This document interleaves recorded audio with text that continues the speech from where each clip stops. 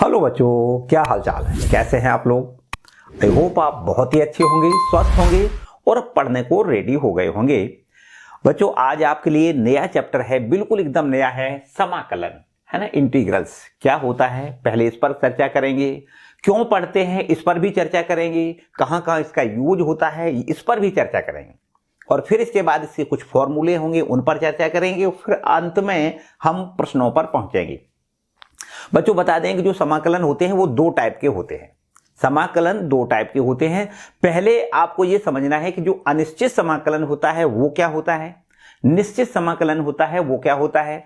अनिश्चित समाकलन क्यों पढ़ते हैं, निश्चित समाकलन क्यों पढ़ते हैं, मतलब निश्चित समाकलन से हम क्या चीज फाइंड आउट करना चाहते हैं, है ना, किस लिए पढ़ते हैं, और अनिश्चित समाकलन हम किस लिए पढ़ते हैं, ये बातें हमें पहले सीखनी है। देखो बच्चों, ये बता दें कि जो समाकलन होता है वास्तव में उसको हम दो जगह डिवाइड कर सकते हैं। समाकलन का एक रूप होता है जिसको कहते हैं अनिश्चित समाकलन। क्या कहते हैं इसको? अनिश्चित समाकलन। और दूसरा जो होता है उसको कहते हैं निश्चित समाकलन।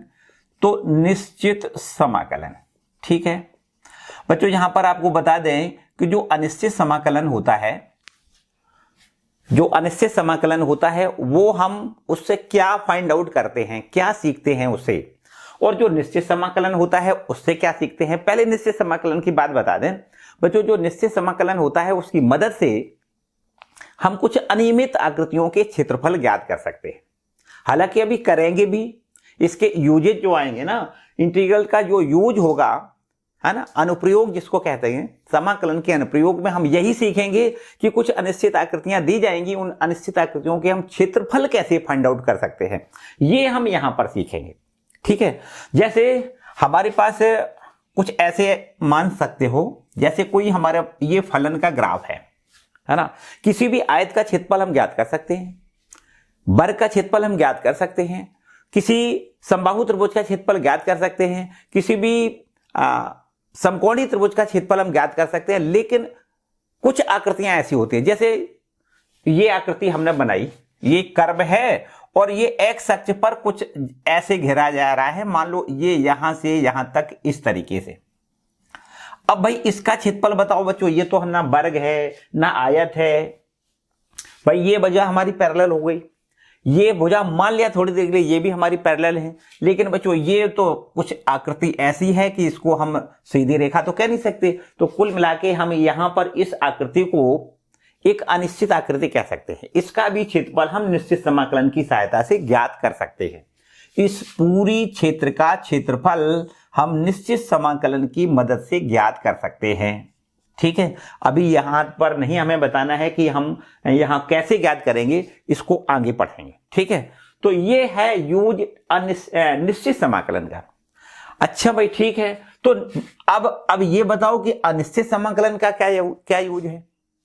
निश्चित समाकलन का यूज तो आपने समझ लिया कि भाई निश्चित समाकलन के लिए क्या करते हैं कि जो अनियमित आकृति है उसका भी क्षेत्रफल हम यहां पर निश्चित समाकलन की मदद से ज्ञात कर सकते हैं। कुछ निश्चित आकृतियां हैं उनके तो सब कोई जानता है भाई, जैसे वृत्त का क्षेत्रफल पाई आर स्क्वायर होता है, वर्ग का क्षेत्रफल भुजा वर्ग होता है, आयत का क्षेत्रफल लंबाई गुणे चौड़ाई होता है, समकोणीय त्रिभुज का क्षेत्रफल 1/2 लंब गुणे आधार होता है, वगैरह वगैरह। कुछ ऐसी आकृतियां हैं जिनको तो हम सीधा कर सकते हैं, लेकिन कुछ ऐसी आकृतियां हैं जिनके क्षेत्रफल हम ज्ञात नहीं कर सकते हैं। इनके क्षेत्रफल हम निश्चित समाकलन की मदद से ज्ञात कर सकते हैं, ठीक है। एक इसका निश्चित समाकलन का आपने यूज समझा। बच्चों यहां पर देखो, ये जो अनिश्चित समाकलन है इसका क्या यूज है, इसको हम क्यों पढ़ रहे हैं। अनिश्चित समाकलन की मदद से बच्चों क्या करते हैं हम, ध्यान से समझना इस बात को कि अनिश्चित समाकलन से हम करते क्या हैं। अनिश्चित समाकलन से हम वास्तव में उस फलन पर जाना चाहते हैं। जैसे कभी कभी ऐसा होगा ना, जैसे कोई हमारा फलन दिया जाएगा, उसका हम अवकलज हमें मिल जाएगा कहीं से, मान लो रैंडम हमें अवकलज मिल जाए, किसी भी फलन का हमें अवकलज मिल जाए, तो उस अवकलज से हमें उसी फलन पर लौट आना है। ये काम हम यहां पर सीखते हैं। अनिश्चित समाकलन की मदद से क्या करते हैं, जैसे थोड़ी देर के लिए ये मान लो बच्चों यहां पर ले लेते हैं, जैसे हम ये कहें आपसे कि भैया एक्स स्क्वायर का एक्स के सापेक्ष अवकलन कर दो, तो आप बड़े आराम से ये कहोगे कि एक्स स्क्वायर का एक्स के सापेक्ष अवकलन 2x होता है। बिल्कुल सही बात है। एक्स स्क्वायर का अवकलन कितना होता है? 2x होता है। मतलब यहां पर ऐसे कह सकते हैं कि ये देखो, ये एक प्रक्रिया है, इसको क्या कहते हैं? अवकलन। इसको क्या कहते हैं? अवकलन। और ये मिला है, उसको क्या कहते हैं? अवकलज मिला है। ये क्या मिल गया हमें इसके आंसर में? इसका हमने इस फलन का अवकलन किया और अवकलन करने के बाद जो आंसर मिला है वो उसको क्या कहते हैं? अवकलज कहते हैं। एक्स स्क्वायर का अवकलज 2x होता है। ठीक है। अब बच्चों ये मान लो थोड़ी देर के लिए हमें अवकलज मिल गया, उस अवकलज से दोबारा से हम उस फलन पर लौट आते हैं और ये सब कुछ काम हम अनिश्चित समाकलन की मदद से करते हैं। एक ऐसी प्रक्रिया, देखो इसकी परिभाषा बता दें कि एक ऐसी प्रक्रिया जिसमें किसी फलन के अवकलज को हम उसी फलन पर लौट आना सीखते हैं, बस यही प्रक्रिया हमारी अनिश्चित समाकलन कहलाती है। ठीक है। क्या? फिर से एक बार समझो, अगर किसी फलन का हमें अवकलज मिल जाए और उस अवकलज को हम एक ऐसी प्रोसेस से कुछ ऐसी प्रोसेस करें जिससे हमें उसी फलन पर लौट आए, उसी फलन को मिलाना है, मतलब वही फलन हमें मिल जाए, तो ऐसी एक प्रक्रिया होती है जिससे वही फलन हमें प्राप्त हो जाता है, बस उसी प्रक्रिया को हम अनिश्चित समाकलन कहते हैं। बात समझ में आई? ये क्या कहते हैं? यहां पर अवकलज से हम पुनः उसी फलन पर लौट आते हैं, बस यही प्रक्रिया हमारी अनिश्चित समाकलन कहलाती है। बात समझ में आई कि नहीं? तो ये वाली क्रिया है ना, इसको क्या कहते हैं? अनिश्चित समाकलन। अनिश्चित समाकलन बच्चों इसी को कहते हैं। ठीक है। एक बात आपको यहां पर थोड़ी सी समझ में आ रही होगी कि भैया समाकलन तो ठीक है यार, अनिश्चित क्यों कह दिया? अनिश्चित का मतलब इसका कुछ निश्चित नहीं है। हाँ, बिल्कुल सही बात है बच्चों। यहां पर कुछ ना कुछ एक ऐसी चीज है जो निश्चित नहीं है, कुछ ना कुछ एक ऐसी चीज है जो निश्चित नहीं है। तो भैया क्या निश्चित नहीं है, बता सकते हो? हाँ, बिल्कुल बता सकते हैं। देखो ध्यान से समझना बच्चों, जैसे हम आपसे कहें कि d/dx एक्स स्क्वायर लिखा है, इसका आपने अवकलन किया, अवकलज हमें 2x मिल गया। ठीक है। अच्छा, आप ये बता दो कि एक्स स्क्वायर प्लस 2 का अवकलन करके हमें अवकलज कितना मिलेगा? तो बच्चों आपके दिमाग में बिल्कुल आएगा कि भैया एक्स स्क्वायर का अवकलन तो 2x होता है और ये 2 का अवकलन 0 होता है, तो यहां पर एक्स स्क्वायर प्लस 2 का अवकलन करने पर जो अवकलज मिलेगा तो वो भी हमारा 2x ही मिलेगा। बिल्कुल सही बात है। इसका अवकलज कितना मिलेगा? ये हमारा अवकलज जो है ना वो हमारा 2x मिलेगा। इस फलन का भी अवकलज 2x मिलेगा। अच्छा भाई, ठीक है। इसका मतलब ये हुआ कि इसका यहां पर इसको इस अवकलज से उस फलन पर जाना चाहें तो बच्चों इस 2x का समाकलन करें, अनिश्चित समाकलन करें तो हमें वही फलन मिल जाएगा, मतलब एक्स स्क्वायर प्लस 2 मिल जाएगा। इस फलन का भी देखो इस अवकलज का भी हमें समाकलन करने पर एक्स स्क्वायर मिलेगा। यहां पर देखो एक्स स्क्वायर ये लिखा है, अवकलज है 2x, और 2x का भी हम अगर समाकलन करें तो बच्चों एक्स स्क्वायर प्लस 2 मिलेगा। अच्छा, अब आप ये बताओ कि अगर ऐसा लिखा हो d/dx एक्स स्क्वायर प्लस 3 लिखा हो तो भी बच्चों इसका हमें यहां पर अवकलज 2x ही मिलेगा, क्योंकि 3 का तो 0 हो जाएगा। इसी प्रकार कुछ भी आप यहां पर लिखो, एक्स स्क्वायर के साथ में कुछ भी लिखो, मान लो थोड़ी देर के लिए c लिख दें तो बच्चों तो भी हमें बिल्कुल निश्चित रूप से इसका अवकलज कितना मिलेगा? 2x मिलेगा। तो बच्चों यहां पर एक बात ये निश्चित हो गई कि भैया एक्स स्क्वायर का अवकलज 2x होता है और 2x का समाकलन एक्स स्क्वायर होता है। ठीक है। एक्स स्क्वायर प्लस 2 का अवकलन करके अवकलज हमें 2x मिलता है, जबकि 2x का समाकलन करने पर हमें वही फलन मतलब एक्स स्क्वायर प्लस 2 मिलता है। ठीक है। इसी प्रकार एक्स स्क्वायर प्लस 3 का अवकलन करने पर हमें अवकलज 2x मिलता है और 2x का हम यहां पर समाकलन करें तो एक्स स्क्वायर प्लस 3 मिलता है। सही बात है। इसी प्रकार यहां देखो एक्स स्क्वायर प्लस 7c लिखा है, एक्स स्क्वायर प्लस c का हम अवकलन करें तो अवकलज हमें 2x मिल जाएगा और फिर 2x का समाकलन करें बच्चों तो एक्स स्क्वायर प्लस c मिल जाएगा। तो देखो यहां पर बात हमारी पकड़ में आ रही कि भैया अनिश्चित क्यों है, क्योंकि आपने देखा कि यहां पर देखो 2 है, यहां पर 3 है, यहां पर c है, कुछ भी यहां पर लिखा जा सकता है, तो इसकी तो कोई निश्चितता है ही नहीं। ये क्या है, यही अनिश्चितता है बच्चों, यही अनिश्चितता है कि एक्स स्क्वायर का जब हम समाकलन करेंगे तो एक्स स्क्वायर प्लस 2 मिलेगा, x 2x का समाकलन करेंगे तो एक्स स्क्वायर प्लस 3 भी मिल सकता है, 2x का समाकलन करेंगे तो एक्स स्क्वायर प्लस c भी मिल सकता है। तो कह सकते हैं कि यहां पर ये अनिश्चित हो गया, c का मान कुछ भी हो सकता है, कोई भी रियल नंबर हो सकता है।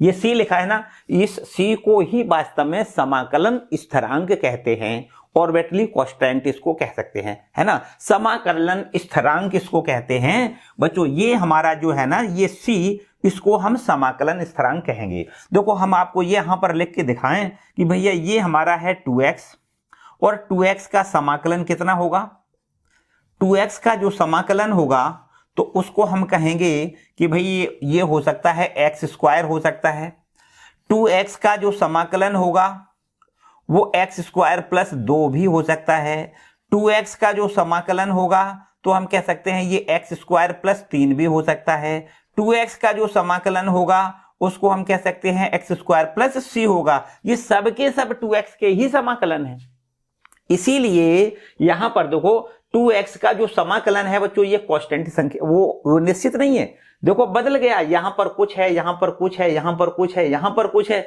तो कह सकते हैं हम जब भी कभी समाकलन करते हैं तो एक स्थिरांक आपको लेना पड़ता है, हमेशा एक कांस्टेंट होता है, इसीलिए इसको हम अनिश्चित समाकलन कहते हैं, बदलता रहता है। देखो 2x का समाकलन एक्स स्क्वायर, 2x का समाकलन एक्स स्क्वायर प्लस 2 भी हो सकता है, 2x का समाकलन एक्स स्क्वायर प्लस 3 भी हो सकता है। तो इसी प्रकार 2x का समाकलन एक्स स्क्वायर प्लस c हो सकता है, मतलब c का मान कुछ भी हो सकता है, यहाँ -1 हो सकता है, -2 हो सकता है, 1/2 हो सकता है, 3/4 हो सकता है, अंडर रूट में हो सकता है, कुछ भी हो सकता है। तो हम इसलिए यहां पर एक कांस्टेंट जरूर लगा देते हैं, वो कांस्टेंट का मान कुछ भी हो सकता है, उसका मान निश्चित नहीं है, आपको ये याद रखना है, ठीक है। तो बात समझ में आई कि भैया अनिश्चित समाकलन इसका नाम क्यों पड़ा, इसलिए अनिश्चित समाकलन नाम पड़ा है क्योंकि यहां पर जब भी हम समाकलन करते हैं तो एक कांस्टेंट राशि आती है, उस कांस्टेंट राशि का मान कुछ भी हो सकता है, कुछ भी हो सकता है, ऋणात्मक, धनात्मक या फिर अंडर रूट में, पर में, अपर में, कुछ भी संख्या हो सकती है कुल मिला के, ठीक है। बात समझ में आई। तो बच्चों क्या करते हैं, अनिश्चित समाकलन से क्या करते हैं, किसी भी अवकलज से हम उसी फलन पर लौट आते हैं, किसी भी अवकलज से हम उस फलन को प्राप्त करते हैं और इस प्रोसेस को हम क्या कहते हैं, अनिश्चित समाकलन कहते हैं। तो अनिश्चित समाकलन का उपयोग क्या आपने सीखा, अनिश्चित समाकलन का उपयोग हमने सीखा कि किसी फलन का हमें अवकलज मिल जाए तो उस अवकलज से हम उस फलन पर प्राप्त उस फलन को पा लेते हैं, यही प्रोसेस हमारी अनिश्चित समाकलन है, ठीक है। बात समझ में आई। इसका क्या यूज है, इस समाकलन का क्या यूज है, इस समाकलन का यूज है उसी फलन पर उसी फलन को प्राप्त करना, ये इसका यूज है। और ये इसका यूज क्या है, निश्चित समाकलन का यूज क्या है, किसी भी अनियमित आकृति का क्षेत्रफल हम ज्ञात कर सकते हैं, ठीक है बच्चों। बात क्लियर हो गई कि नहीं। तो ये सब कुछ बातें हैं। अच्छा, ये हमने जैसा कि बताया कि कभी हम अवकलन करते हैं तो अवकलन से हमें अवकलज मिलता है और उस अवकलज से ही उस फलन पर प्राप्त उस फलन को हम प्राप्त कर लेते हैं और यही प्रक्रिया हमारी समाकलन कहलाती है, और या फिर कह सकते हैं यही प्रक्रिया हमारी अनिश्चित समाकलन कहलाती है, ठीक है। तो बच्चों इसी टाइप से हमें क्या करना है, जैसे हम और एक उदाहरण ले लेते हैं, देखो इसको आप नोट करते रहो बच्चों, एक एक करके सारे प्रश्नों यहां पर जो भी हम पॉइंट नोट कर रहे हैं ना, आप भी नोट करते रहो, ठीक है।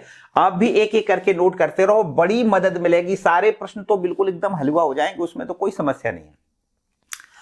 पहले स्टार्टिंग वाले प्रश्न तो बिल्कुल एकदम हलवा हो जाएंगे, इसमें कोई समस्या वाली बात नहीं, बस केवल सुनते रहिए आप ध्यान से, ठीक है। चलो इसको रब कर लेते हैं। जैसा कि बच्चों बताया हमने कि अवकलन की जो प्रतिलोम संक्रिया है वही वास्तव में समाकलन कहलाती है, या क्या है, अनिश्चित समाकलन कहलाती है। अवकलज मिल जाए, अवकलज से उसी फलन पर हम आ जाते हैं, उसी फलन पर हम आ जाते हैं, तो बस यही प्रोसेस हमारी अनिश्चित समाकलन कहलाती है। इसके लिए बच्चों यहां पर देखो, जैसे हम ये कहते हैं आपसे कि भैया अवकलन बताओ एक्स स्क्वायर का, एक्स पावर एन का लिख लें, x पावर n का अवकलन बताओ।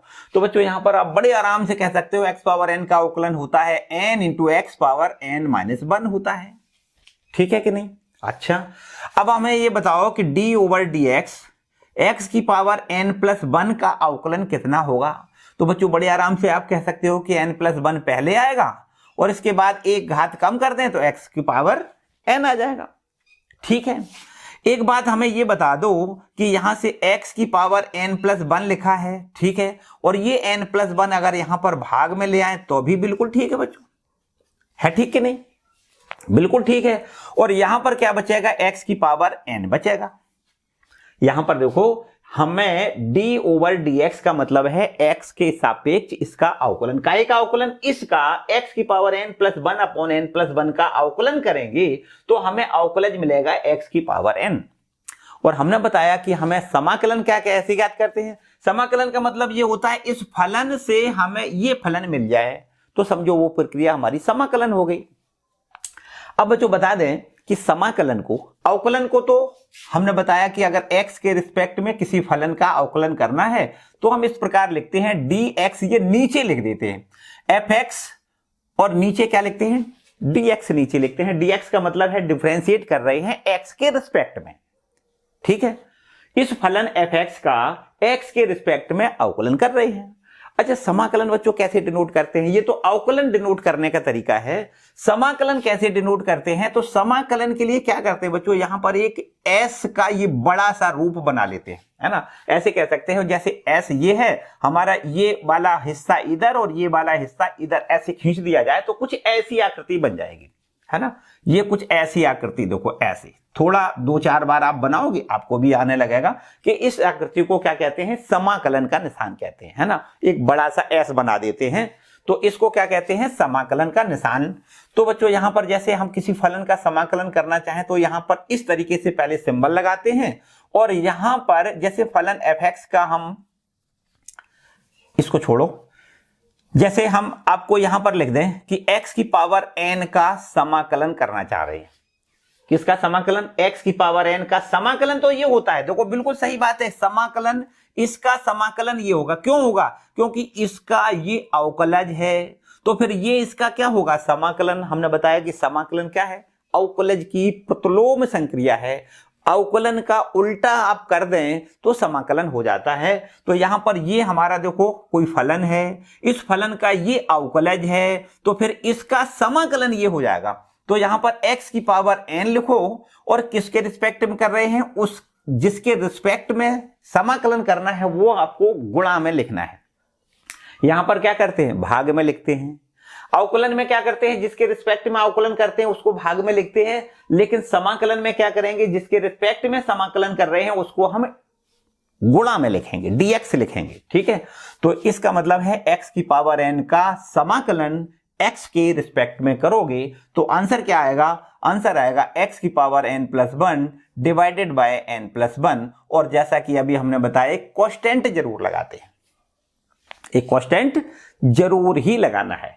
ठीक है, तो ये बच्चों एक फॉर्मूला हो गया, समझो ये एक फॉर्मूला हो गया कि अगर x की पावर n dx लिखा है, x की पावर n का x के सापेक्ष अवकलन करना है तो इस घात में एक जोड़ना है और जितना घात का योगफल, ये घात जितनी आ रही है उतना ही उसी का भाग करना है। बस ये हमारा समाकलन निकल आएगा। जैसे हम आपको ये बता दें कि भैया x की पावर 5 का समाकलन करो तो आंसर आना चाहिए x की पावर 5 में 1 जोड़ो, जितना आप जोड़ोगे उतना का ही भाग करोगे। यहां पर देखो 5 और 1 6 हो गया, अब बस 5 और 1 6 इतना का ही भाग करना है। ठीक है, तो x की पावर 5 लिखा, इसमें 1 जोड़ो, x पावर हो गया 6 और x की पावर 6 हो गया तो बस 6 का ही भाग करना है और एक कांस्टेंट लगा देना है। ठीक है, समझो ये आपका x की पावर 5 का x के सापेक्ष समाकलन ये आपको मिल रहा है। ठीक है, क्लियर बच्चों? एक यही हमारा पहला फॉर्मूला हो गया कि भैया x की पावर n का समाकलन करना है तो क्या लिखना है? x power n plus 1 upon में n प्लस 1 लिखना है। क्या बात है बच्चों, समझ में आई कि नहीं आई? बस इतनी सी बात। देखो यहां पर हम सब कुछ रब कर देते हैं। पहला फॉर्मूला है ना उसको यहां पर लिख देते हैं। देखो नंबर 1 है ये, पहले तो आप अवकलन लिख दें कि भैया अगर डिफरेंशिएट करें x की पावर n+1 अपॉन n+1, इसका हमें डिफरेंशिएट करना है, तो निश्चित बात है कि इसका डिफरेंशिएशन कितना आएगा, x की पावर n आएगा। ठीक है तो अब आप यहां पर इसका समाकलन लिखें तो बच्चों इस तरीके से लिख सकते हैं। देखो इसका समाकलन, एक साइड अवकलन लिख दें, एक साइड समाकलन लिख दें, उल्टा करके आप लिखते जाओ बस सीधा सीधा। x की पावर n dx बराबर होता है ये x की power n+1 divided by n+1 लिखना है। ठीक है बच्चों, एक ही आपको फॉर्मूला मिल गया। हालांकि यहां पर आप ध्यान से देखो, ये तो अवकलन तो आपने पढ़ा है, अवकलन का ये देखो अवकलज मिल गया, तो इसका हम समाकलन करेंगे, ये मिल जाएगा, यही देखो लिखा है। ठीक है, बस एक कांस्टेंट आप जरूर लगाएंगे। इसके बाद देखो दूसरा प्रश्न, यहां पर दूसरा सूत्र देखो बच्चों, यहां पर हमें पता है कि जब हम d/dx, अगर आपसे कहें कि भैया log x का अवकलन करके बताओ, तो बच्चों निश्चित है कि log x का अवकलन 1/x होता है। अगर log x का अवकलन 1/x होता है तो इसका मतलब है कि 1/x का समाकलन log x हो जाएगा। बस उल्टा आपको सीखना है, उल्टी वाली प्रोसेस करना है ना। उल्टी प्रोसेस ही तो समाकलन है, अवकलन की उल्टी प्रोसेस समाकलन होती है। बस ये करना है कि इसका समाकलन होता है वो कितना हो जाएगा, log x हो जाएगा। बस साथ में आपको प्लस कांस्टेंट जरूर जोड़ना है ना, अनिश्चित समाकलन है, बस ये कांस्टेंट जरूर जोड़ते रहना है। तीसरा देखो यहां पर ऐसे कह सकते हैं, जितने भी अवकलन के फॉर्मूले हैं सबको लिख लो, बस उल्टे करके आपको पढ़ना है, नया कुछ भी नहीं सीखना है। ठीक है, d/dx, जैसे आपसे कहें कि e की पावर x, बच्चों यहां पर e की पावर x का अवकलन आपको पता है e की पावर x ही होता है, इसलिए यहां पर समाकलन e की पावर x dx, तो e की पावर x ही लिखना है प्लस कांस्टेंट। ठीक है, इसका समाकलन e की पावर x ही लिखना है, क्योंकि e की पावर x का अवकलन e की पावर x होता है, इसलिए e की पावर x का समाकलन e की पावर x ही होता है। बस एक कांस्टेंट जोड़ना है। चलो भाई, इसके बाद बच्चों यहां पर d/dx, आपको यहां पर a की पावर x का अवकलन बता दो क्या होता है। a की पावर x का अवकलन होता है a की पावर x log a होता है। बोलो होता है कि नहीं। एक काम करो कि यहां पर log a हटा के यहां पर log a भाग में ले आ दो। ठीक है बच्चों, तो यहां पर कह सकते हो कि a की पावर x log a का जो अवकलज होगा, अवकलन करोगे तो जो अवकलज मिलेगा वो a की पावर x मिलेगा। तो यहां पर आप कह सकते हो कि a की पावर x का समाकलन जो होगा, तो बच्चों आपको याद रखना है a की पावर x का समाकलन ये हो जाएगा a की पावर x बटे में log a हो जाएगा। बस कांस्टेंट जोड़ना है। ठीक है, कोई समस्या तो नहीं। बस ये इसी तरीके से आपको सारे फॉर्मूले अवकलन के याद होने चाहिए, तो बस उन्हीं की मदद से हम समाकलन के फॉर्मूले बना लेते हैं। ठीक है बच्चों, चलो यहां पर देखो अब कुछ त्रिकोणमिति फलनों की बात करें बच्चों। यहां पर आपको पता है d/dx sin x और sin x का अवकलज मिलता है हमें cos x होता है। sin x का अवकलन करेंगे तो जो अवकलज मिलेगा वो कितना मिलेगा, cos x मिलेगा, और इसीलिए cos x का जो समाकलन होगा वो sin x आपको लिखना है। देखो ध्यान से, समाकलन का निशान लगाएं, cos x और dx, x के रिस्पेक्ट में cos x का समाकलन आपको क्या मिलेगा, sin x मिलेगा। बस और बस केवल और एक कांस्टेंट जरूर लगा देना। ठीक है, और आगे देखें यहां पर d/dx बता दो भैया ये cos x का अवकलन कितना होता है, तो आप बड़े आराम से कहोगे cos x का जो अवकलन होता है वो cos x का अवकलन माइनस sin x होता है। अब बच्चों यहां पर ध्यान से देखो, माइनस sin x का हम समाकलन करेंगे तो माइनस sin x का समाकलन होगा वो कितना होगा, cos x होगा, प्लस एक कांस्टेंट यहां लिख देना है। एक काम यहां पर करो कि ये साइन, ये माइनस का साइन जो दिख रहा है ना, माइनस का निशान दिख रहा है, वो आप यहां पर रखो। ठीक है, तो इस तरीके से आपको यहां पर देखो, इसको अगर यहां पर कुछ असुविधा लग रही हो तो आप ऐसे कह सकते हो कि ये माइनस को आप उठा के यहां रख दो, तो ये माइनस यहां से खत्म और यहां माइनस आ जाएगा, तो कह सकते हैं sin x का जो समाकलन होगा वो माइनस cos x हो जाएगा। यहां लिखो समाकलन sin x dx बराबर आपको लिखना है माइनस cos x लिखना है प्लस कांस्टेंट। ठीक है, sin x का समाकलन माइनस cos x होता है प्लस एक कांस्टेंट तो लगाना ही होता है, हर एक में लगाते हैं। इसी प्रकार cos x का समाकलन sin x होता है प्लस कांस्टेंट। ठीक है। अच्छा भाई, ये सब कुछ आपने जो डिफरेंशिएशन आपने सीखा है ना, उसमें अगर वो वाली सारी फॉर्मूले आपको याद हैं तो उनके उल्टे आप समाकलन के फॉर्मूले बड़े आराम से बना सकते हो। इसी प्रकार यहां पर देखो 10x का अवकलन बताओ भाई। 10x का अवकलन बच्चों ये होता है sec स्क्वायर x, और जब sec स्क्वायर x का हम समाकलन करेंगे तो sec स्क्वायर x का समाकलन हमें क्या मिल जाएगा, 10x मिल जाएगा। बस एक कांस्टेंट जरूर लगाना है। क्लियर है बच्चों। एक और यहां पर देखो d ओवर डी एक्स। आप बताओ भाई cot x का समाकलन अवकलन क्या होता है।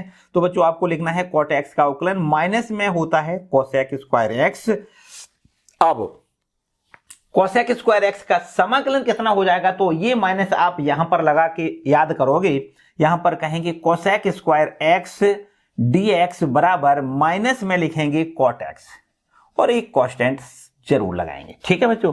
तो ये cot x का समाकलन होता है, cot x का अवकलन होता है माइनस cosec स्क्वायर x, इसलिए cosec स्क्वायर x का समाकलन हो जाएगा, ये माइनस यहां लगाएंगे, माइनस cot x और एक प्लस कांस्टेंट। ठीक है बच्चों। चलो, अभी हमने कुछ भी नया नहीं किया है, केवल और केवल समाकलन के जो अवकलन के फॉर्मूले हैं उन अवकलन के फॉर्मूलों को केवल उल्टा करके हमने यहां पर समाकलन के फॉर्मूले बनाए हैं। ठीक है। अब साइन कोस टेन कॉट हो गया। सेक का बताओ भाई, सेक का अवकलन कितना होता है। ये हमारा 9वां नंबर प्रश्न, ये सूत्र है समझो। डिफरेंशिएट करना है सेक एक्स का, तो बच्चों ये सेक एक्स का अवकलन होता है, सेक एक्स का अवकलन होता है सेक एक्स इंटू में 10x, सेक एक्स इंटू 10x होता है, बिल्कुल होता है। अब कह सकते हैं सेक एक्स इंटू 10x का समाकलन सेक एक्स हो जाएगा, बिल्कुल एकदम सही है। समाकलन का निशान लगाओ और यहां पर सेक एक्स इंटू 10x लिखें, इंटू dx बराबर क्या लिखेंगे, ये लिखेंगे सेक एक्स लिखेंगे, और बस एक कांस्टेंट जरूर लिखना है। ठीक है बच्चों। Sec x into 10x into dx का समाकलन जब करेंगे, सेक एक्स 10x का समाकलन करेंगे तो क्या लिखेंगे, सेक एक्स प्लस कांस्टेंट लिखेंगे। ठीक है। इसके बाद देखो 10वां प्रश्न, 10वां हमारा फॉर्मूला हो जाएगा डिफरेंशिएट कोसेक एक्स का। कोसेक एक्स का जो डिफरेंशिएशन होता है वो हमें पता है माइनस में cosec x into cot x होता है, कोसेक एक्स इंटू में कॉट एक्स होता है। और जब हम आपसे कहें कि भैया इसका समाकलन बताओ, तो बच्चों ये माइनस का निशान बस यहां पर आपको लिख देना है, समाकलन cosec x into cot x into dx बराबर याद रखिएगा माइनस कोसेक एक्स हो जाता है, और बस प्लस एक कांस्टेंट जरूर लगाना है। ठीक है बच्चों, इतनी बात क्लियर हो रही है। आप ध्यान से देखो, इन हम देख लेते हैं यहाँ कैमरा में कि भाई आपको दिखाई दे रहा है या नहीं। अगर नहीं दे रहा है तो थोड़ा सा मोड़ देते हैं, थोड़ा सा मोड़ देते हैं, देखिएगा ध्यान से। अब दिखाई देने लगा हुआ है ना। ठीक है, चलिए आते हैं भाई, ये हमारा हो गया। अब देखिए ये हमारा कुछ सूत्र नंबर मान लेते हैं, ये हमारा 11वां। ठीक है। तो ये त्रिकोणमिति फलनों के आपने सीखे। इसके बाद इनवर्स त्रिकोणमिति फलनों के भी अवकलज हमें पता है कि भैया अगर हम ये कहें आपसे कि साइन इनवर्स एक्स का अवकलन कितना होता है, तो आप बड़े आराम से कहोगे इसका अवकलन होता है 1/√1 माइनस एक्स स्क्वायर होता है। तो बच्चों यहां पर ये 1/√1 माइनस एक्स स्क्वायर का जब समाकलन करेंगे तो हमें साइन इनवर्स एक्स मिलेगा। ध्यान से देखिएगा, आप यहां लिखो समाकलन 1/√1 minus x square into dx, तब बच्चों यहां पर इसको हम साइन इनवर्स एक्स लिखेंगे प्लस एक कांस्टेंट। बात बनी कि नहीं भैया, हमने काम कुछ नया तो किया नहीं है, हमने केवल और केवल वही बात बताई कि इसका अगर ये इसका अवकलज है तो फिर ये इसका समाकलन हो जाएगा। बस उल्टी प्रोसेस आपको याद रखनी है। साइन इनवर्स एक्स का अवकलन होता है, हमने पढ़ा है बहुत अच्छे से कि साइन इनवर्स एक्स का अवकलन 1/√1 माइनस एक्स स्क्वायर होता है। तो 1/√1 माइनस एक्स स्क्वायर का समाकलन साइन इनवर्स एक्स हो जाएगा प्लस कांस्टेंट। ठीक है बच्चों। और यहां पर देखो आप बात करते हैं, ये 12वां नंबर सूत्र हो गया समझो। इसमें d/dx cos inverse x, cos inverse x का जो अवकलन होता है वो आपको लिखना है माइनस में 1/√1 माइनस एक्स स्क्वायर होता है। अब बच्चों यहां पर कहें कि ये माइनस 1/√1 माइनस एक्स स्क्वायर का समाकलन cos इनवर्स x हो जाएगा। यहां पर आपको क्या याद रखना है, समाकलन ऑफ माइनस में 1/√1 माइनस एक्स स्क्वायर dx, तब इसको क्या याद रखना है, cos इनवर्स x याद रखना है प्लस एक कांस्टेंट। ठीक है, इसके बाद अगला यहां पर देखो d/dx, यहां पर साइन कॉस tan इनवर्स लिख लो। tan इनवर्स x का जो अवकलन करते हैं तो अवकलज हमें मिलता है 1/1 प्लस एक्स स्क्वायर। अब 1/1 प्लस एक्स स्क्वायर का यहां पर समाकलन कितना मिलेगा, 1/1 प्लस एक्स स्क्वायर का जब हम समाकलन करेंगे तो यहां पर हमें tan इनवर्स x लिखना होता है, याद रखिएगा बच्चों, है ना। ये 1/1 प्लस एक्स स्क्वायर का समाकलन होता है tan इनवर्स x। ठीक है, बस सीधा सीधा उल्टा करते जाओ, कुछ भी नया नहीं सीखना है। d/dx बता दो भैया सेक इनवर्स x का अवकलन क्या होता है, तो सेक इनवर्स x का अवकलन होता है 1/x into √1 minus x square होता है, sorry x into √x square minus 1 होता है ना, x स्क्वायर माइनस 1 होता है। तो अब आप यहां पर कह सकते हो कि 1/x into √x square minus 1 का समाकलन साइन सेक इनवर्स x हो जाएगा। 1/x into √x square minus 1 into dx, इसको हम क्या लिखेंगे, सेक इनवर्स x लिखेंगे प्लस एक कांस्टेंट। ठीक है, और इसी प्रकार यहां पर देखो 15वां नंबर लिख देते हैं, यहां d/dx cosec inverse x, cosec inverse x का जो अवकलज होता है वो हमें मिलता है माइनस में 1/x into x square minus 1, 1/x into √x square minus 1। अब minus 1/x into √x square minus 1 का समाकलन कोसेक इनवर्स x हो जाएगा। यहां पर minus 1/x into √x square minus 1, और इसका हम समाकलन क्या लिखेंगे, कोसेक इनवर्स x लिखेंगे और प्लस एक कांस्टेंट। ठीक है, चलो भाई sine cos tan cot, cot और रह गया, हाँ चलो कोट इनवर्स x यहां पर लिखो d/dx कोट इनवर्स x, और कोट इनवर्स x का जो अवकलज होता है वो होता है माइनस 1/1 प्लस एक्स स्क्वायर होता है।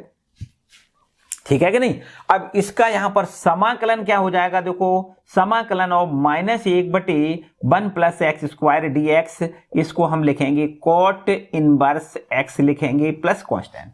ठीक है बच्चों, कुछ और खास बातें आपको समझनी है। जैसे कभी ऐसा हो कि कोई फलन हमारा इस प्रकार से लिखा हो जिसका हमें समाकलन करना, मान लो ये कोई फलन है जिसका हमें समाकलन करना है और उसके साथ में कोई अचर संख्या का गुणा है, मान लो c कोई अचर संख्या है, या फिर k मान लो k कोई अचर संख्या है, और इस फलन fx का हमें समाकलन करना है।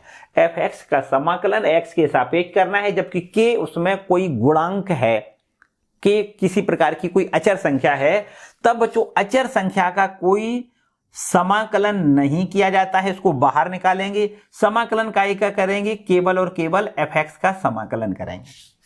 ठीक है, किसी फलन का जब हम समाकलन करते हैं उसमें किसी अचर संख्या से गुणा होता है तो उस अचर संख्या का समाकलन नहीं किया जाता है। जैसे अवकलन में भी तो ऐसे ही करते थे, अवकलन में किसी अचर संख्या का अवकलन नहीं करते थे, उसको बाहर निकाल लेते थे, है ना। इसी प्रकार समाकलन में भी उस अचर संख्या को बाहर निकाल लेंगे, हमें केवल उस फलन का x के सापेक्ष समाकलन कर देना है। ठीक है, और यहां पर एक बात और समझनी है, जैसे कभी कभी ऐसा होगा कि दो फलनों का, यहां पर मान लेते हैं एक फलन हमारा fx है प्लस एक फलन हमारा gx है, दो फलन हो गए, इन दोनों फलनों का समाकलन करना है। तो यहां पर पहले फलन का समाकलन करें, फिर प्लस का निशान लगाएं, फिर दूसरे फलन का कर दें, अलग अलग दोनों फलनों का समाकलन कर देना है। इस तरीके से देखो समाकलन fx dx लिखो और प्लस समाकलन ऑफ gx dx लिख दो। ठीक है, यहां इस फलन का अलग समाकलन करना है, प्लस का निशान लगाओ, इस फलन का अलग समाकलन करना है। ठीक है, दोनों का समाकलन करेंगे और आंसर हमें मिल जाएगा। इसी प्रकार अगर बाई द वे माइनस है, दो फलनों का अंतर है, पहला फलन है माइनस दूसरा फलन है, फिर इसका हमें समाकलन करना है, तो पहले फलन का समाकलन करना है, फिर माइनस का निशान लगाना है, दूसरे फलन का समाकलन करना है। ठीक है, तो ये कुछ फॉर्मूले हैं हमारे, जिनकी मदद से हम पूरी आपकी पहली वाली जो एक्सरसाइज है ना 7.1, इसको बड़े आराम तरीके से कंप्लीट कर सकते हैं। ठीक है बच्चों, किसी प्रकार की कोई समस्या ही नहीं, बिल्कुल एकदम आसान। ठीक है, तो चलिए पहले इनको नोट कर लो, फिर बढ़ते हैं हम कुछ उदाहरण लेते हैं, फिर एक्सरसाइज के प्रश्न लेंगे। जल्दी से नोट करो। तो ये रहा बच्चों पहला उदाहरण हमारा। इसमें कहता है निरीक्षण विधि का प्रयोग करते हुए निम्नलिखित फलनों का प्रति अवकलज ज्ञात करिए। प्रति अवकलज का मतलब समाकलन ज्ञात करिए। बच्चों जो हमने अभी आपको फॉर्मूले बताए हैं वो सबके सब फॉर्मूले हमने निरीक्षण विधि से ही बताए हैं। हमने क्या किया था कि जो हमने यहां डिफरेंशिएशन किया था, डिफरेंशिएशन करने के बाद ये हमारा जो अवकलज मिला है उस अवकलज से हमें वही फलन प्राप्त करना होता है, तो इसको क्या कहते हैं, निरीक्षण विधि कहते हैं। और निरीक्षण विधि से ही यहां पर हमने समाकलन के सारे फॉर्मूले प्रूव किए हैं।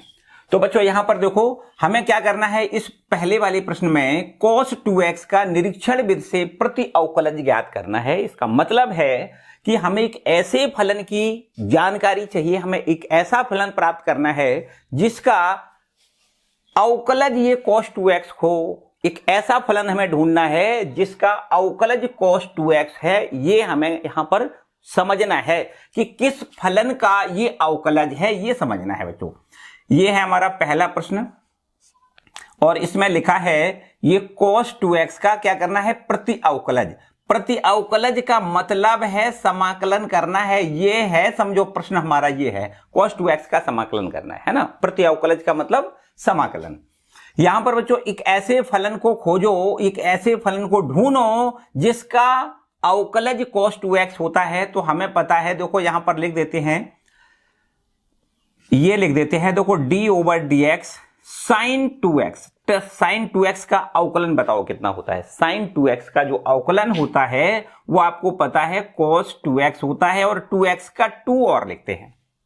ठीक है, एक काम करो, 2 यहां से हटाओ तो इस तरीके से लिख सकते हैं d/dx और यहां लिख दें sin 2x और 2 से यहां डिवाइड कर दें, तब हमें यहां पर क्या मिलेगा, cos 2x मिलेगा। अब बच्चों यहां पर निश्चित बात हो गई कि भैया इसका हमने डिफरेंशिएशन किया तो हमें ये मिल गया, इसका मतलब इसका समाकलन करेंगे तो हमें ये मिल जाएगा, मतलब cos 2x का प्रति अवकलज sin 2x/2 होगा। ये आपको याद रखना है। अतः यहां पर आप लिखो कि cos 2x का प्रति अवकलज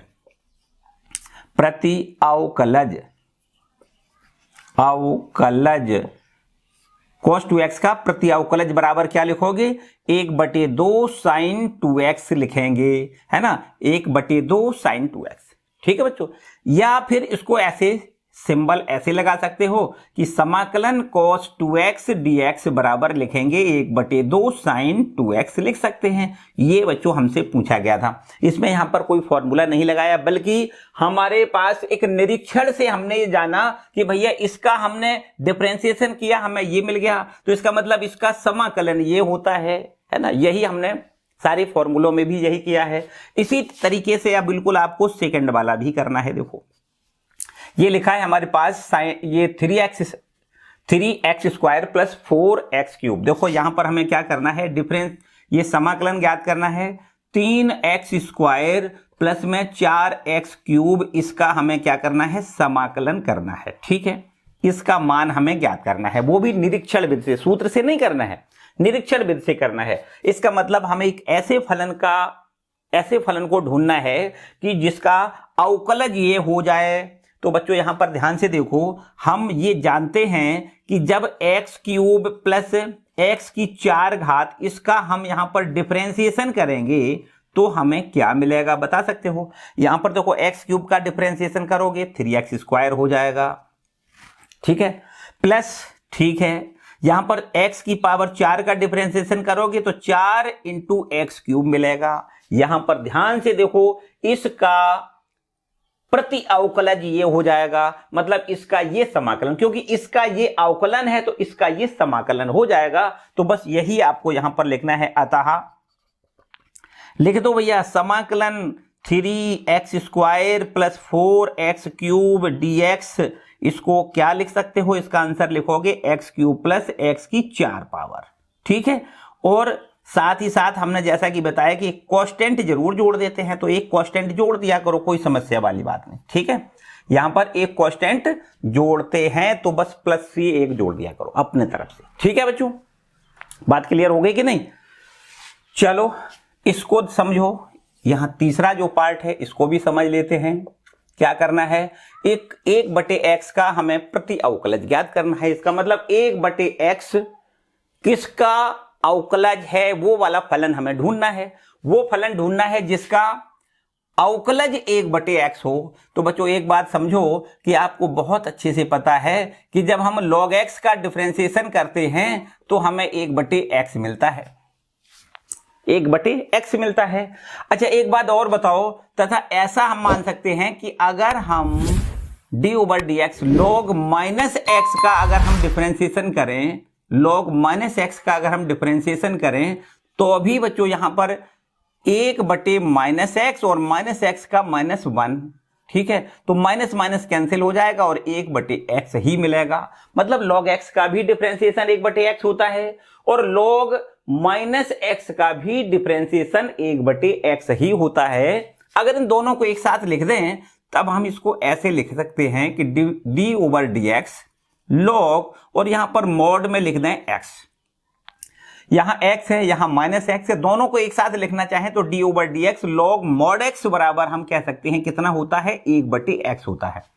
तो सीधी बात ये रही कि इसका अवकलज ये है, इसका मतलब इसका ये समाकलन हो जाएगा।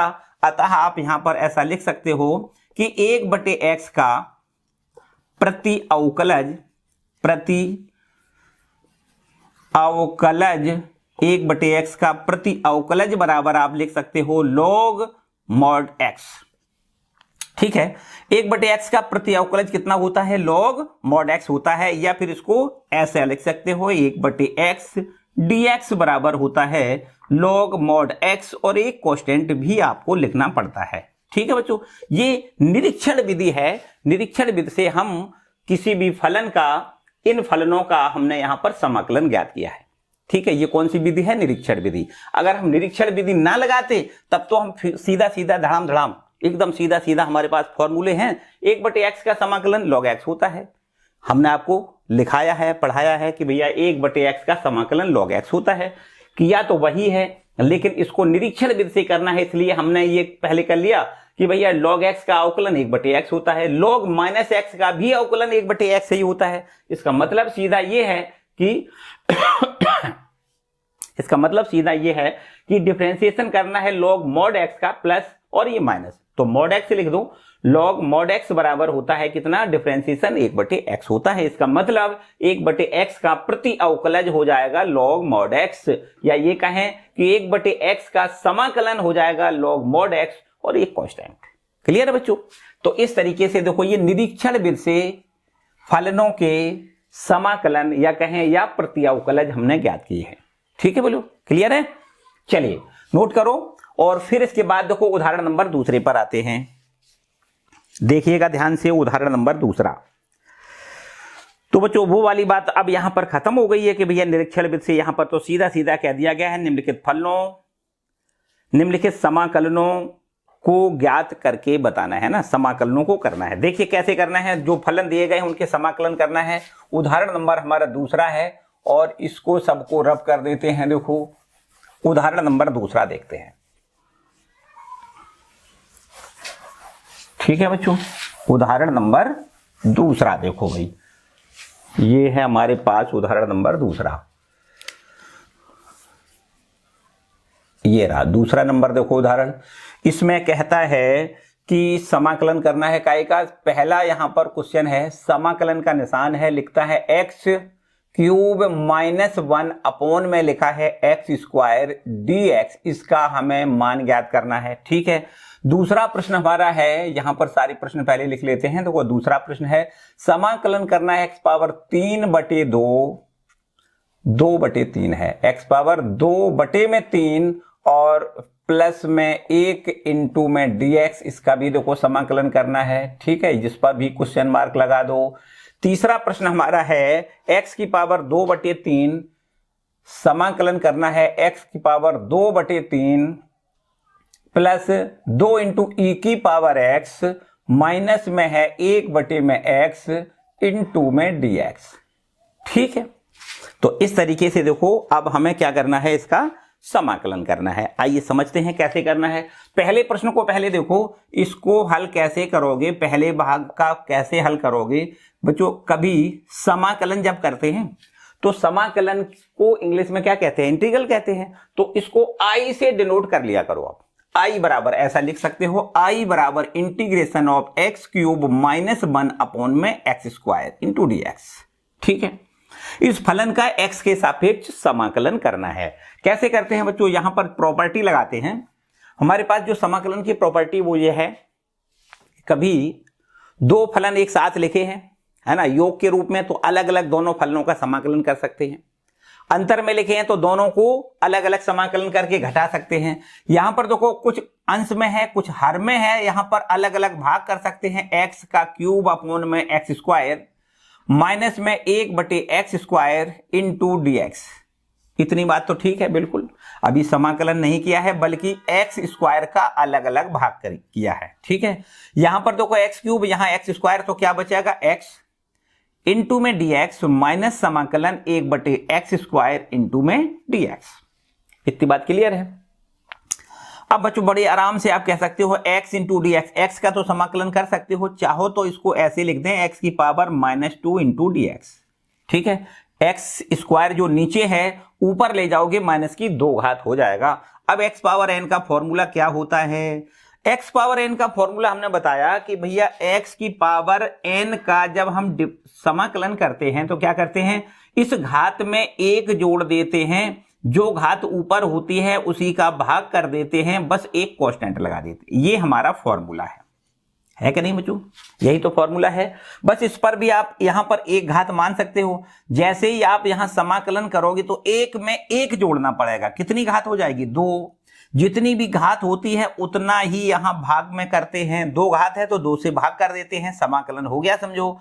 फिर माइनस, इसी प्रकार यहां भी करना है। इसमें 1 जोड़ोगे तो x की पावर -2 है, 1 जोड़ो, कितना यहां पर मिल रहा है, -2 + 1 मतलब -1। अब -1 से भाग करोगे और लास्ट में एक कांस्टेंट जरूर लिखना होता है। ठीक है, और यही है इस प्रश्न का आंसर। x²/2, ये माइनस माइनस हो गया प्लस, x की पावर यहां देखो कितनी, -2 + 1, माइनस का 1 पावर बचेगा, x पावर -1, या फिर इसको 1/x भी लिखा जा सकता है। क्लियर बच्चों, ये माइनस माइनस हमने प्लस लिख लिया है और यही वास्तव में इसका आंसर है। ठीक है कि नहीं, सिंपल सी बात है बिल्कुल। इस पर आओ, देखो दूसरे वाले भाग पर। चलो भाई कोई बात नहीं, ऐसे कर लेते हैं। दूसरा भाग यहां पर समझते हैं, इसको भी आई बराबर लिख लें। समाकलन का निशान लगाएं, x पावर 2/3 है, प्लस में 1 है, इंटू में dx। कैसे करना है, अलग अलग दोनों पदों का समाकलन करना है। इसका समाकलन अलग करना है, इसका अलग करना है, तो इस तरीके से लिख दें, समाकलन x पावर 2/3 dx प्लस समाकलन 1 इंटू dx लिख सकते हैं। इसका यहां अलग करना है, प्लस का निशान लगाओ और 1 का फिर समाकलन करना है। ठीक है, x के रिस्पेक्ट में समाकलन करते हैं। यहां पर जो घात है उसमें 1 जोड़ें, 2/3 है, इसमें 1 जोड़ दो, कितना हो जाएगा, देखो 3 एकम 3 और 2 5, 5/3, और बस जितनी घात होती है उतने से ही भाग करते हैं। 5/3 घात है तो 5/3 से भाग कर दो। प्लस यहां 1 का समाकलन आपको याद रखना है, कितना होता है, x होता है, प्लस एक कांस्टेंट जरूर लिखना है। ठीक है बच्चों, 1 का समाकलन कितना होता है, x। ध्यान दो क्यों होता है, आपको पता है कि जब हम x का अवकलन करते हैं, x का x के सापेक्ष अवकलन बच्चों कितना होता है, आप कह सकते हो x का x के सापेक्ष अवकलन 1 होता है। इसका मतलब ये है कि 1 का समाकलन x हो जाएगा। ध्यान से देखो, 1 का समाकलन कितना हो जाएगा, x। तो 1 का समाकलन आपको x लिखना है, प्लस एक कांस्टेंट लिखना है, समझो यही आंसर है। एक बार ऐसे लिख देते हैं, 3 ऊपर पहुंचेगा, बटे में लिखोगे 5, इंटू में x की पावर यहां लिखो 5/3, प्लस में x लिखो प्लस कांस्टेंट, और यही इस प्रश्न का हल है, यही आंसर है। क्लियर है बच्चों। अब रही बात तीसरे पार्ट की, देखो तीसरा पार्ट भी करते हैं। किसी को कोई समस्या तो नहीं है, बिल्कुल आसान सी बात है, बस देखते रहो, आराम से देखते रहो, पूरे आपके सारे एग्जाम्पल अभी होंगे, इसके बाद एक्सरसाइज के क्वेश्चन होंगे। देखो ध्यान से क्या करना है, यहाँ इसको भी हम आई बराबर लिख लेते हैं। समाकलन का निशान लगाओ, x पावर 2/3 प्लस 2 इंटू ई की पावर एक्स माइनस 1/x और इंटू में dx। अब बच्चों यहां पर देखो तीन फलन है, तीन पद है ना, तो तीन फलन कह सकते हैं, एक ये है, एक ये है और एक ये, तीनों के अलग अलग समाकलन आप कर सकते हो। चलो भाई कर देते हैं समाकलन, x की पावर 2/3 इंटू dx लिखो, प्लस अभी हमने आपको बताया कि कभी भी कोई अचर संख्या, किसी फलन के साथ कोई अचर संख्या होती है उसका समाकलन नहीं करते हैं, उसको समाकलन से बिल्कुल बाहर निकाल लेते हैं। दो का कोई समाकलन नहीं करना है, बाहर निकालो। समाकलन करना है e की पावर x का, e की पावर x इंटू dx, फिर माइनस यहां भी इसी प्रकार 1/x इंटू dx लिखोगे।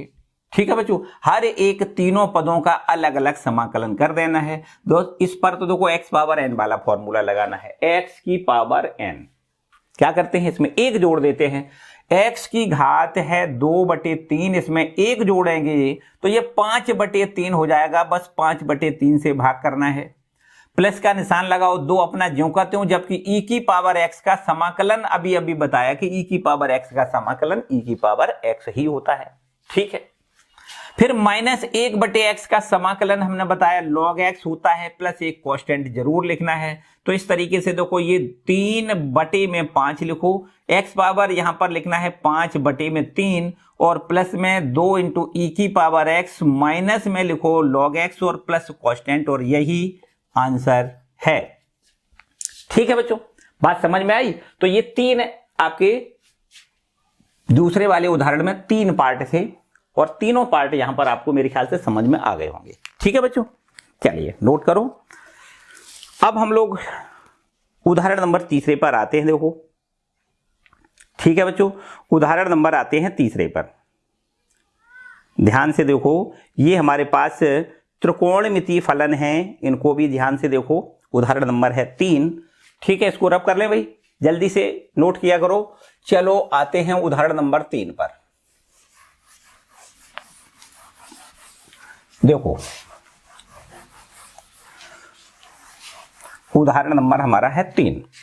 इसमें लिखा है, इसमें भी 3 ही पार्ट हैं। देखो पहला पार्ट देखो, यहां पर पहला पार्ट इस तरीके से दिया गया है, समाकलन करना है sine x plus cos x, sine x plus cos x into d x. ठीक है, एक तो ये हमारा हो गया, इसका हमें आंसर देना है। ठीक है, दूसरा हमारा प्रश्न है समाकलन करना है, देखो कोसेक एक्स, ब्रैकेट में है cosec x plus cot x, cosec x plus cot x into d x. और इसके बाद यहां पर देखो तीसरा पार्ट जो है, इसका भी हमें समाकलन करना है। लिखता है समाकलन, और यह है 1 minus sine x, 1 minus sine x और अपोन में है कॉस स्क्वायर एक्स।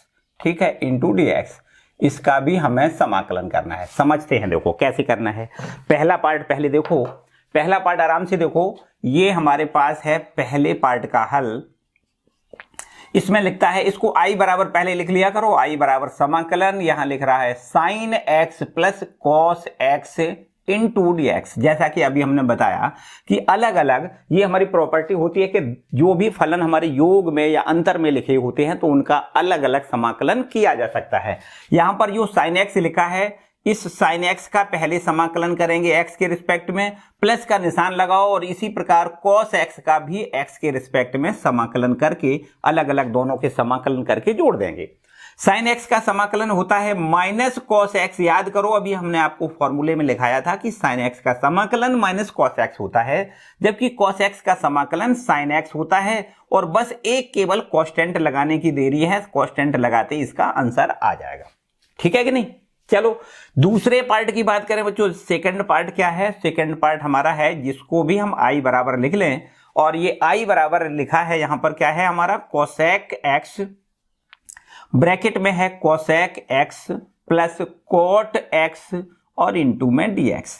अब एक काम करते हैं, कोसेक एक्स का अंदर गुणा कर देते हैं, तो ये हो जाएगा कोसेक एक्स में कोसेक एक्स का गुणा कोसेक स्क्वायर एक्स इंटू में डीएक्स कर दें, प्लस का निशान लगा के फिर समाकलन करना है, इसका गुणा यहां कर दें, तो कोसेक एक्स इंटू में लिख देते हैं कॉट एक्स इंटू में डीएक्स। दो फलन बन गए, इसका यहां गुणा किया है और प्लस का निशान लगाया और फिर कोसेक एक्स में कॉट एक्स का गुणा करके एक दो फलन बना लिए, एक ये हो गया एक ये हो गया। अलग अलग दोनों के समाकलन हमें पता है, कोसेक स्क्वायर एक्स का समाकलन माइनस कॉट एक्स होता है कि नहीं? हमने लिखा है भैया, याद करना है आपको। प्लस का निशान लगाओ, cosec x into cot x का समाकलन माइनस कोसेक एक्स होता है। क्या होता है? माइनस कोसेक और प्लस कॉन्स्टेंट। ठीक है, यही इसका भी आंसर हो गया। सीधा सीधा बिल्कुल आराम से करोगे, कोई समस्या वाली बात नहीं। फिलहाल अभी बिल्कुल एकदम इनिशियली छोटे छोटे प्रश्न हैं, फॉर्मूलों पर आधारित है, सीधे आपको फॉर्मूले पते हैं तो फिर किसी प्रकार की कोई भी समस्या नहीं होगी। तीसरा पार्ट देखो बच्चों, तीसरा पार्ट, और इसको भी हम आई बराबर मान लेते हैं। समाकलन का निशान लगा दो, 1 माइनस साइन एक्स लिखना है, अपॉन में नीचे लिखा है कॉस स्क्वायर एक्स और इंटू में डीएक्स। एक काम करते हैं, अलग अलग भाग करेंगे। एक बटे कॉस स्क्वायर एक्स, ठीक है, माइनस यहां पर साइन एक्स बटे कॉस स्क्वायर एक्स, यहां पर इसको ऐसे लिख दो कॉस एक्स इंटू डीएक्स। इतनी बात ठीक है बच्चों।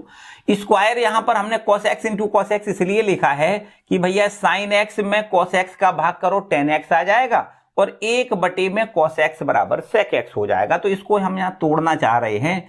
समाकलन 1 बटे cos स्क्वायर को हम यहां sec स्क्वायर x लिख दें इंटू dx, माइनस समाकलन sin बटे cos को हम यहां tan x लिखेंगे, इंटू में 1 बटे cos को हम यहां sec x लिखेंगे, इंटू में dx। बात क्लियर, समझ में आई कि नहीं?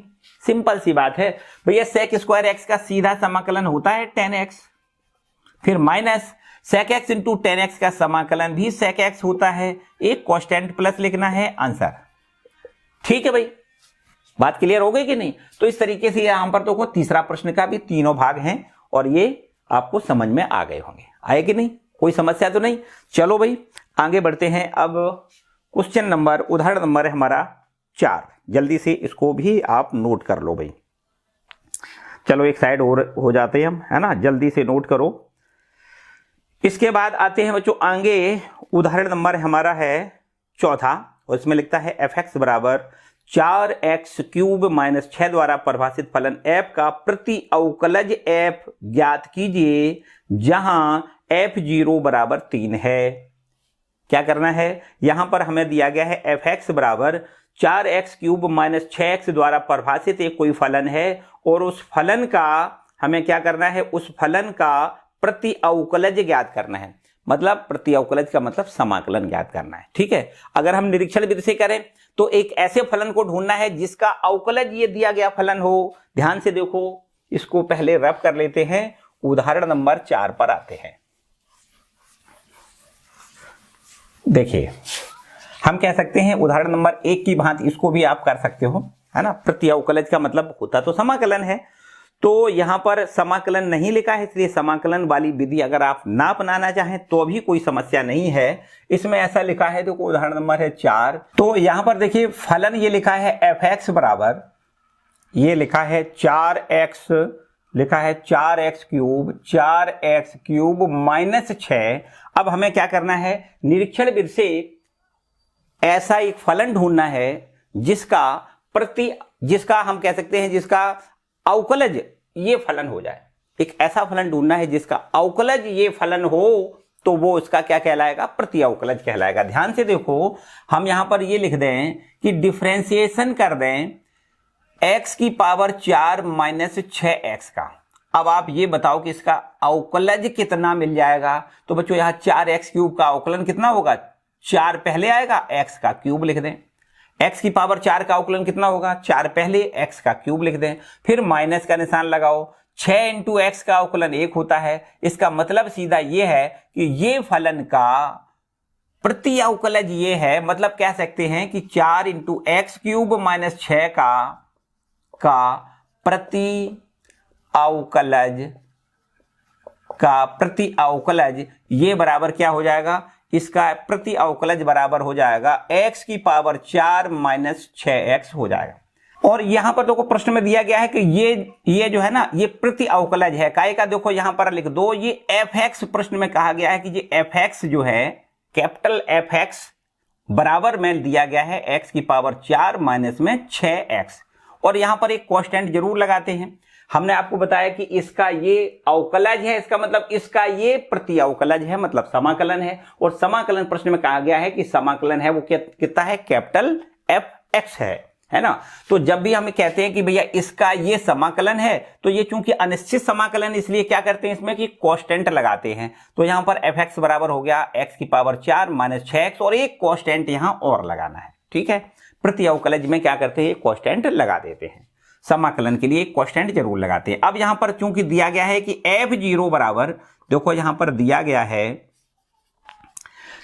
है कि f0 का मान कितना दिया गया है, 3 है। f0 बराबर 3, तब हम यहां पर इस प्रकार लिख सकते हैं, x का मान 0 लिखो, f0 बराबर 0 का पावर 4 लिखो, माइनस में 6 0 लिखो, प्लस में लिखो c, और f0 को प्रश्न में 3 दिया गया है, तो 3 बराबर, ये तो 0 है, 3 बराबर हो जाएगा c। अब c का मान आप यहां रख दोगे तो इसका प्रति अवकलज ज्ञात हो जाएगा, इसलिए इसको यहां लिखो एफ एक्स बराबर x की पावर 4 माइनस में 6x, और प्लस c का मान कितना लिखना है, 3। ये हमारा फलन एफ एक्स ज्ञात हो गया है, ठीक है बच्चों। ये है उदाहरण नंबर हमारा 4, ध्यान से देखो, ये आपका उदाहरण नंबर 4 है, ठीक है बच्चों। चलो भाई, ये क्या है, इसका प्रति अवकलज है ना, इसका प्रति अवकलज, ये हमारा फलन आ गया है, ठीक है। आते हैं इसके बाद, अब आते हैं बच्चों सीधा सीधा काम खत्म है ना, काम खत्म। हम कह सकते हैं कि अब हम लोग सीधी सीधी एक्सरसाइज 7.1 पर आते हैं। और अगर आपको ऐसा लग रहा है कि कुछ ज्यादा हो रहा है तो यहीं विराम कर लो, एक्सरसाइज 7.1 के सारे प्रश्न अगले वाले लेक्चर में कंप्लीट कर लेंगे, ठीक है। यहां तक किसी को कोई समस्या लग रही है तो कमेंट करके हमसे आप जरूर पूछ सकते हो, ठीक है। और अगर सब कुछ अच्छा है तो वीडियो को लाइक जरूर करो, ठीक है। चैनल पर नए हैं तो चैनल को सब्सक्राइब कर लो। मिलते हैं अगले वीडियो में, तब तक खुश रहें, मस्त रहें और पढ़ते जरूर रहें, ठीक है। Bye bye, all the best.